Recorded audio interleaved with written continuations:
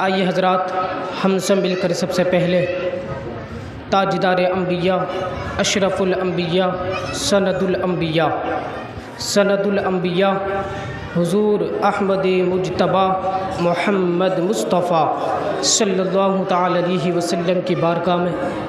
درود و سلام کا نذرانہ پیش کریں۔ پڑھیے بآواز بلند، اللہم صلی علی سیدنا و مولانا محمد وبارک وسلم، صلو علیہ صلاۃ و سلام علیک یا رسول اللہ صلی اللہ تعالی علیہ وسلم۔ مجدد میعت حاضرہ سیدی سرکار اعلی حضرت عظیم البرکت الشاہ امام احمد رضا خان فاضل بریلوی حضور کی تعریف بیان کرتے ہوئے تحریر فرماتے ہیں، سرور کہوں کہ مالک و مولا کہوں تجھے، سرور کہوں کہ مالک و مولا کہوں تجھے، باغ خلیل کا گل زیبا کہوں تجھے، تیرے تو وصف عیب تناہی سے ہیں بری، حیران ہوں میرے شاہ میں کیا کیا کہوں تجھے، لیکن رضا نے ختم سخن اس پہ کر دیا کہ خالق کا بندہ خلق کا آقا کہوں تجھے۔ معزز سامعین کرام، اللہ رب العزت قرآن پاک کے اندر ارشاد فرماتا ہے، فَلْيَضْحَكُوا قَلِيلًا وَلْيَبْكُوا كَثِيرًا، اے لوگوں کم ہنسا کرو اور رویا زیادہ کیا کرو۔ حضرت انس اور حضرت ابو ہریرہ سے روایت ہے، فرماتے ہیں کہ پیارے آقا صلی اللہ تعالی علیہ وسلم نے ارشاد فرمایا، اے لوگوں جو کچھ میں جانتا ہوں اگر وہ تمہیں معلوم ہو جائے تو کم ہنسا کرو گے اور رویا زیادہ کیا کرو گے۔ اور ابو صالح سے روایت ہے کہ حضور صلی اللہ تعالی علیہ وسلم ارشاد فرماتے ہیں، ابو صالح روایت کرتے ہیں کہ حضور صلی اللہ تعالی علیہ وسلم اتنی کثرت سے عبادت کیا کرتے تھے کہ آپ کے قدم سوج جاتا کرتے تھے۔ صحابہ کرام نے عرض کی، یا رسول اللہ آپ کیوں اتنی مشقت فرماتے ہیں، جبکہ آپ کے ذریعے تو اللہ تبارک و تعالی نے آپ کی امت کی بخشش کرنے کا وعدہ فرما لیا ہے، تو آپ کیوں اتنی مشقت فرماتے ہیں؟ تو میرے آقا نے ارشاد فرمایا، اے میرے پیارے صحابہ، کیا میں اللہ تعالیٰ کا شکر گزار بندہ نہ بنوں؟ کیا میں اس کی عبادت اختیار نہ کروں؟ برادران ملت اسلامیہ، حضور صلی اللہ تعالی علیہ وسلم ارشاد فرماتے ہیں کہ دنیا کی محبت جس دل میں پیدا ہو جائے تو وہ دل مردہ ہو جاتا ہے۔ حضور ارشاد فرماتے ہیں، ایک مرتبہ پیارے آقا صلی اللہ تعالی علیہ وسلم راستے سے گزر رہے تھے، اللہ اکبر، برادران ملت اسلامیہ، تو راستے میں ایک مردہ بکری کو دیکھا جو مردہ بکری پڑی ہے۔ صحابہ کرام سے فرماتے ہیں، اے صحابہ اس مردہ بکری کو دیکھو کہ کتنا ذلیل و خوار پڑی ہے کہ اس کی طرف کوئی مرد توجہ نہیں کرتا۔ تو میرے آقا ارشاد فرماتے ہیں، اے صحابہ دنیا کی بھی مثال اللہ تبارک و تعالیٰ کے نزدیک دنیا اس مردہ بکری سے بھی زیادہ ذلیل و خوار ہے کہ اللہ اکبر۔ حضور ارشاد فرماتے ہیں کہ مجھ محمد کی قسم، کہ جی اللہ تبارک و تعالیٰ کی قسم جس کے قبضے میں مجھ محمد کی جان ہے، حضور ارشاد فرماتے ہیں اگر دنیا اللہ تبارک و تعالیٰ کے نزدیک جو ہے بکری کے مچھر کے پر کے برابر بھی ہوتی تو اللہ تبارک و تعالیٰ کسی کافر کو چلو بھر پانی بھی نہ دیتا۔ اللہ اکبر، برادران ملت اسلامیہ، یہ دنیا کی حقیقت ہے، لیکن افسوس آج کا مسلمان اس دنیا پر مرا مٹا ہے، سب کچھ کرنے کے لیے، دنیا پانے کے لیے، آج نہ آج حرام کی فکر ہے نہ آج حلال کی فکر ہے، بس انسان یہی سوچتا ہے کہ کسی طریقے سے بھی میں دولت کما لوں، میں جو ہے شہرت پالوں، میں عزت پالوں۔ برادران ملت اسلامیہ یاد رکھو، جس دولت کے خاطر، جس عزت کے خاطر آج تم جو ہے نہ اللہ کے احکام کی پرواہ کر رہے ہو،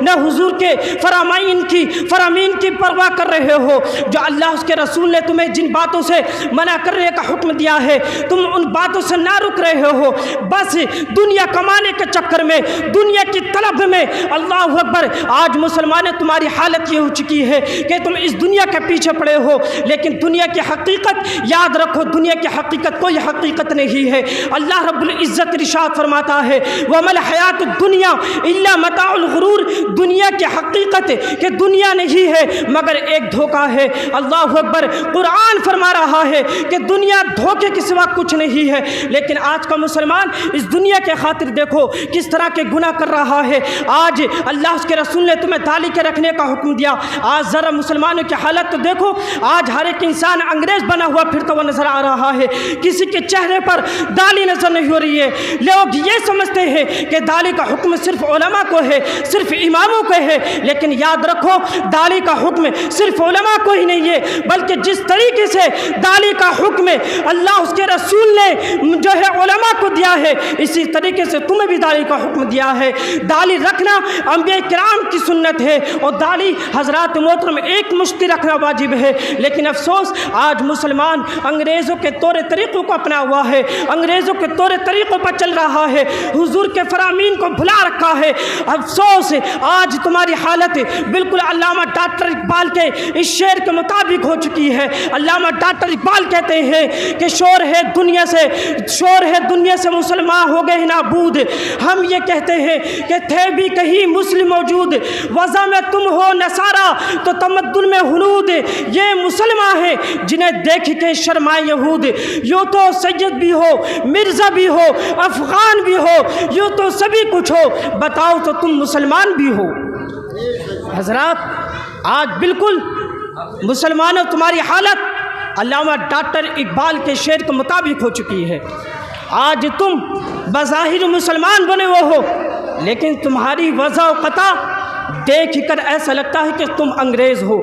اعلی حضرت رضی اللہ تعالی عنہ نے اپنے زمانے میں پینٹ شرٹ کے تعلق سے مکروہ تحریم کا حکم دیا تھا، لیکن آج تم نے پینٹ شرٹ کو،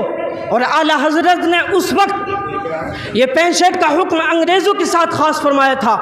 لیکن آج تم نے پینٹ شرٹ کو اتنا عام کر دیا ہے کہ اللہ اکبر، یہ حکم جو ہے چینج کر علماء کرام نے مکروہ تحریمی واجب العیادہ کا حکم جو ہے منسوخ کر دیا گیا ہے۔ اللہ اکبر، لیکن مسلمانوں آج تمہاری حالت پر ہمیں بڑا افسوس ہے۔ یاد رکھو یہ دور فتنہ کا دور ہے، اس دور میں طرح طرح کے فتنے وجود میں آ رہے ہیں، انہی فتنوں میں ایک فتنہ ارتداد کا ہے۔ پہلے ارتداد کو سمجھ لیجیے، ارتداد کسے کہتے ہیں؟ ارتداد کہتے ہیں مذہب اسلام کو چھوڑ کر دوسرے مذہب کو اختیار کر لینے کا نام ارتداد ہے۔ حضرات محترم، تو یہ دور فتنے کا دور ہے، اس دور میں طرح طرح کے فتنے وجود میں آ رہے ہیں، انہی فتنوں میں ایک فتنہ ارتداد کا ہے جو قوم مسلم کی زبردست چیلنج ہے۔ رات و دن پیغمبر اسلام کی امت کی شہزادیوں کو مرتد بنانے کی سازشیں رچی جا رہی ہیں۔ اللہ اکبر، برادران ملت اسلامیہ اور وہ تنظیمیں اس میں کامیاب ہوتی ہوئی نظر آ رہی ہیں، تو اس ارتداد کا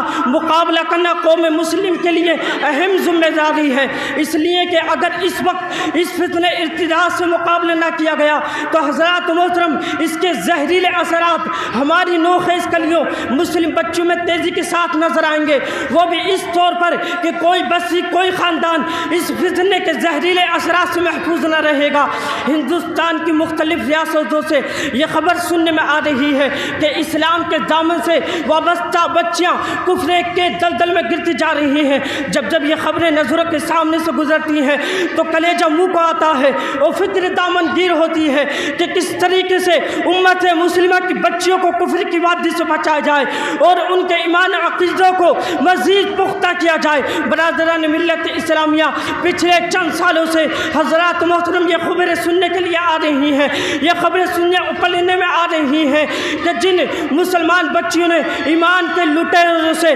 ان کے عشق و محبت اور دولت و ثروت کے جھانسے میں آ کر ان سے شادیاں رچائیں تو حضرات محترم ان کے ساتھ انتہائی برے سلوک کیے گئے، تو کسی کے ساتھ جو ہے ان جنس استحصال کر کے کہیں ان کے جسم پر تیزاب ڈال کر اللہ اکبر ان کو جلا دیا گیا، تو کہیں ان کے ساتھ گیم ریپ کیا گیا، تو اللہ اکبر، تو کہیں جو ہے چند کھنکتے سکوں کے بدلے ان کو طوائف کے کوٹھوں کی زینت بنا دیا گیا۔ گیا. اور حضرات محترم جب بچے اتفاق سے بچ گئیں تو اللہ اکبر تو ان کو اتنا ٹارچر کیا گیا کہ وہ خودکشی سوسائڈ کرنے اور دنیا کو الوداع کہنے پر مجبور ہو گئیں. اللہ اکبر. حضرات محترم معزز سامعین کرام، ہندوستان کے اندر مختلف ایسی تنظیمیں ہیں جو ہندوستان بلکہ پوری دنیا سے اسلام اور مسلمانوں کو اس دنیا سے مٹانا چاہتی ہیں، اور وہ تنظیمیں حضرات محترم وہ تنظیمیں اس پہ کام کر رہی ہیں، اور وہ جو ہے اس پر طرح طرح کے انہوں نے جو ہے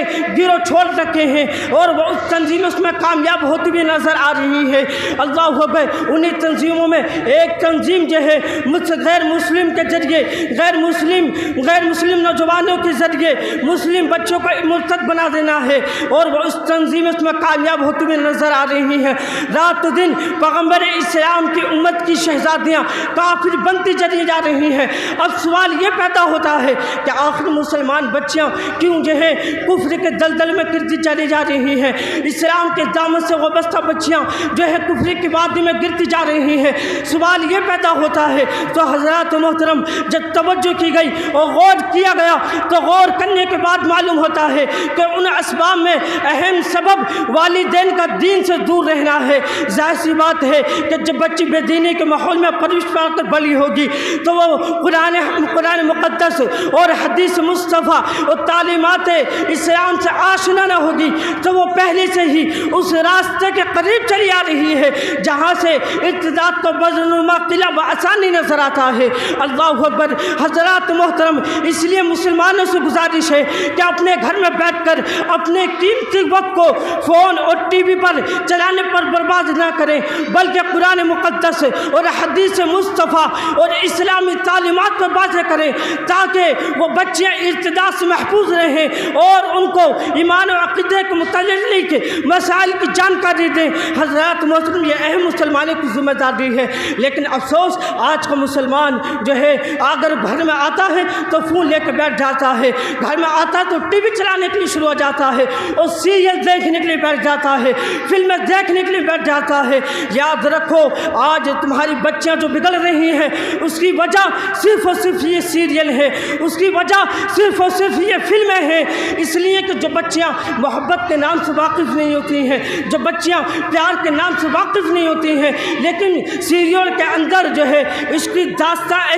ایسی دکھائی جاتی ہے اللہ اکبر جن کا اثر جو ہے انسان کے حقیقی زندگی میں پڑتا ہوا نظر آتا ہے. اس لیے مسلمانوں میں تم سے گزارش کرتا ہوں کہ اپنے گھر میں ٹی وی نہ چلایا کرو، سیریل نہ دیکھا کرو، اس لیے کہ آج تمہارے گھر کے ماحول جو اچھے نہیں ہیں اس کی وجہ صرف اور صرف یہ سیریل ہے. مولا کی بارگاہ میں دعا ہے ہم سب کی حفاظت عطا فرمائے. آمین. وما علینا الا البلاغ المبین. السلام علیکم ورحمۃ اللہ.